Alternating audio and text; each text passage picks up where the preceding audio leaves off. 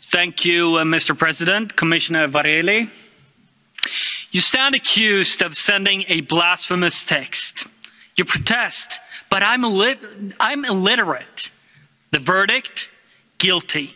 Sentence, death.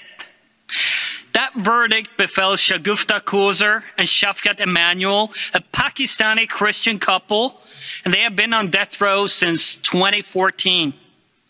Shafkat's health deteriorated, fell into a coma, and was denied proper medical attention.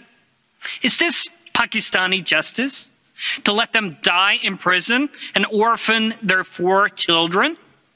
That same year, a mob lynched another Christian couple. They were stripped, paraded naked, and savagely beaten. Finally, the mob burned them in the very kiln they use daily to make bricks. The couple's 3 surviving children were all they left behind. Pakistan's Prime Minister, Imran Khan, rather than defend his citizens' human rights against false accusers or reform its barbaric blasphemy law, equated denial of the Holocaust, a genocide, to criticism of Islam's prophet. Mr. President, Prime Minister Khan has crossed the Rubicon.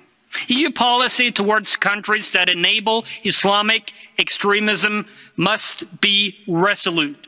Withdraw Pakistan's GSP Plus status now. Thank you.